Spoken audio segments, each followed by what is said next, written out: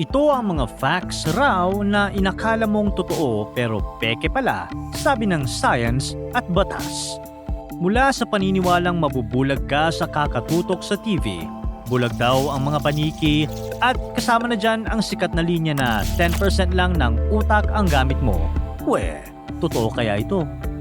Bago ka ulit maniwala sa narinig mo, alamin muna natin kung ano talaga ang totoo. Number 1. Kailangan munang maghintay ng 24 oras bago mag-report ng nawawala. Narinig mo na ba ang linyang, kailangan nyo muna maghintay ng 24 hours bago namin i-declare na missing person siya?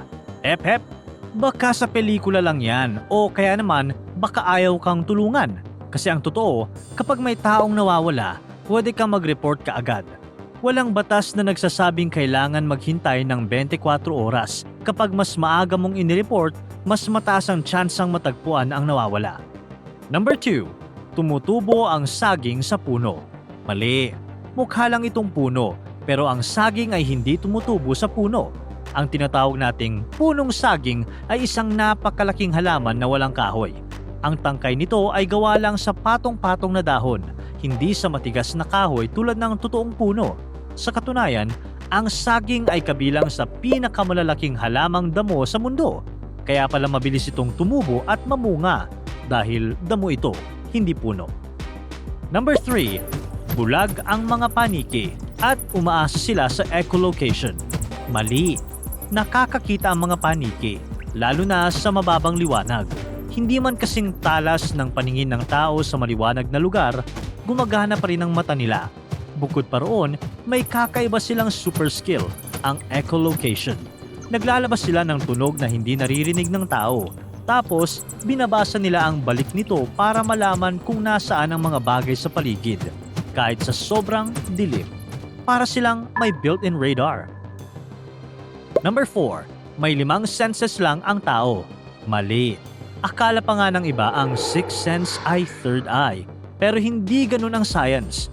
Bukod sa paningin, pandinig, pangamoy, panlasa at pandama, may iba pa tayong senses para sa balance, galaw at posisyon ng katawan o proprioception, sakit, init at lamig, pressure at iba pa. May hiwalay ding senses ang katawan para malaman kung gutom ka, nauuhaw o kailangan mong matulog. Kaya depende. Umaabot sa mahigit 20 ang senses ng tao ayon sa maraming scientist. At ang third eye, konsepto ito ng espiritual o culture, hindi isang napatunayang sense sa science. Number 5. Bakuna ang sanhi ng autism. Mali.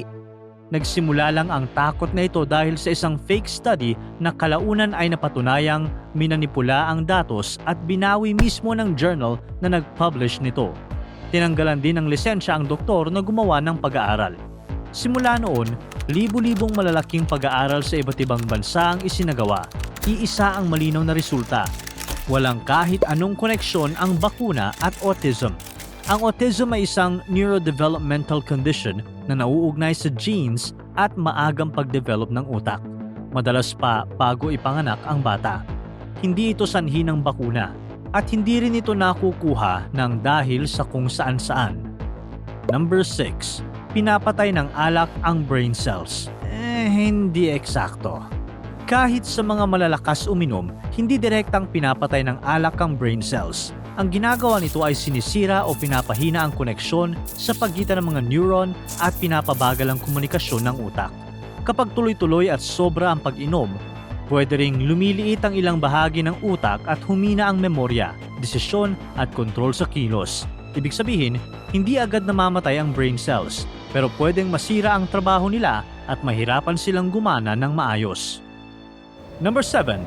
Magkakasakit ka kapag lumabas na basa ang buhok sa malamig na panahon. Mali. Ang sipon ay dulot ng virus, hindi ng lamig o basang buhok. Walang virus na biglang lilitaw dahil lang malamig ang hangin o basa ang ulo mo. Kapag giniginaw ka, pwede kang makaramdam ng parang sipon, pagod, panginginig, baradong ilong dahil magkakahawig ang reaksyon ng katawan sa lamig at sa sakit. Pero pakiramdam lang iyon, hindi totoong sipon. Kadalasan, nauugnay lang ang dalawa dahil sa malamig na panahon. Mas madalas tayong nasa loob ng saradong lugar, mas dikit sa ibang tao, kaya mas madaling kumalat ang virus. Number 8. MSG ang sanhi ng sakit ng ulo. Walang matibay na ebidensya na ang MSG ay direktang nagdudulot ng sakit ng ulo. Ang MSG o monosodium glutamate ay isang uri ng asin ng glutamate, ang natural na substance na matatagpuan sa maraming pagkain tulad ng kamatis, keso at kabute. Kaya natural din ang lasa nilang malinamnam o umami. Kapag gumawa ng MSG, kinukuha lang ang glutamate at pinagsasama sa sodium para maging puting pulbos na pampalasa. Ito ang kilala natin bilang MSG o betsin. Noong 1968, may letter na nailathala sa isang medical journal tungkol sa tinawag na Chinese Restaurant Syndrome. Personal na karanasan lang ito, hindi isang scientific study na nagsasabing ang MSG ang direktang sanhi ng sakit ng ulo o iba pang sintomas. Simula noon, maraming controlled studies ang ginawa. Kapag hindi alam ng mga participant kung may MSG ang kinakain nila, walang consistent na sintomas tulad ng sakit ng ulo na lumalabas. Pero kapag alam nila o inaasahan nilang may MSG, mas madalas silang mag-report ng sintomas. Isang halimbawa ng expectation effect, kung saan ang paniniwala ang nakakaapekto sa nararamdaman, hindi mismo ang MSG. Kaya ang karamihan ng reklamo tungkol sa MSG ay kwento lang, hindi napatunayan ng science. Pero syempre, huwag kang papasobra sa bitchin. Kasi tulad ng asin at iba pang pampalasa, pwede itong magpalakas ng sodium intake. Number 9. Kita ang Great Wall of China mula sa space. Hindi. Kahit matagal nang sinasabi ito sa eskwela, mali pa rin. Hindi karaniwang nakikita ng naked eye ang Great Wall mula sa low Earth orbit. Mahaba nga ang Great Wall, pero manipis ito at halos kapareho ng kulay ng paligid. Kaya mahirap itong makita mula sa taas. Sa katunayan, mas madaling makita mula sa orbit ang malalaking lungsod at city lights sa gabi kaysa sa Great Wall. Number 10. Hole ang black holes. Mali. Hindi sila literal na butas. Black hole pero hindi butas. Ano kaya yun? Ganto yun.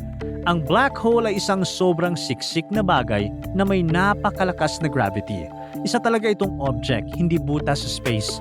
Dahil sobrang lakas ng hatak nito, kahit liwanag ay hindi na makalabas. Kaya hindi natin ito direktang nakikita. Kaya ito tinawag na black hole dahil parang may nawawala. Anumang pumasok, hindi na bumabalik. Mapaimpormasyon o liwanag. At ang kabilang dulo nito, wala pang napatunayang sagot. May mga ideya tulad ng wormholes o ibang universe pero wala pang ebidensya. Number 11. Bagsak sa math si Einstein. Hindi rin totoo. Bumagsak siya sa isang entrance exam. Oo, pero hindi dahil sa math. Sa katunayan, magaling siya sa math mula pagkabata. Ang problema ay ang kanyang ibang subjects, hindi ang numbers. Number 12. Iba-iba ang parte ng dila para sa iba-ibang lasa. Budol! Walang hiwalay na zone ang dila para sa tamis, alat, asim, pait o umami. Kahit saan sa dila mo, kaya mong malasahan ang lahat ng ito. May kaunting sensitivity difference, pero walang exclusive part na isang klase lang ang nalalasahan. Ang taste map na tinuro noon ay isang myth lamang.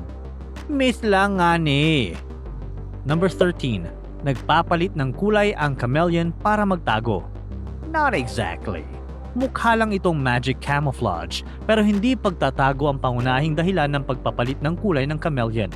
Karamihan nito ay dahil sa emosyon at kondisyon ng katawan.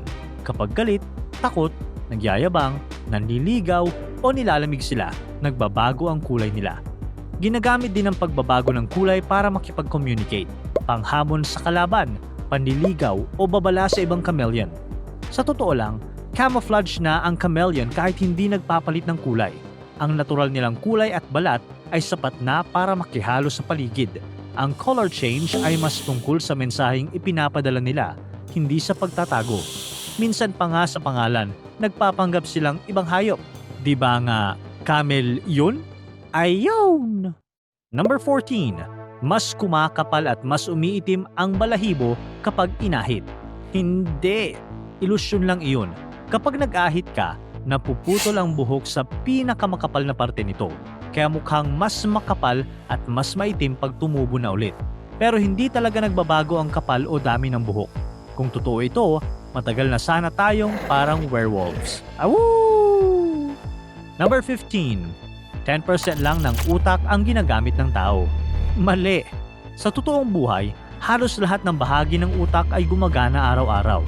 Iba-iba lang kung alin ang mas active. Depende kung nag-iisip ka, gumagalaw, natutulog o nagpapahinga.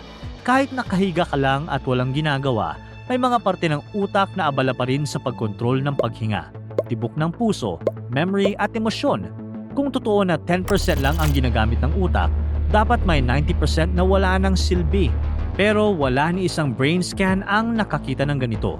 Sa medisina, kahit maliit na damage lang sa utak, ramdam agad ang epekto. Ibig sabihin, bawat bahagi may silbi. Kaya kahit sabihin mong mahina ang utak ng isang tao, hindi kailanman 10% lang ang gamit nito. Gamit na gamit ang utak mo, araw-araw, buong buo. Kung hanggang ngayon pinaniniwalaan mo pa rin ang facts na matagal nang dininay ng science, okay lang. Lahat naman tayo ay nadadapuan ng maling info. Pero tandaan, ang pagre-research ay sandata para hindi ka madaling mabudol at para alam mo kung alin ang kwento-kwento lang at alin ang totoong kaalaman. Para tuloy-tuloy ang saya at kwentuhan, huwag kalimutan mag-subscribe sa Bubbly YouTube channel at pindutin ang notification bell.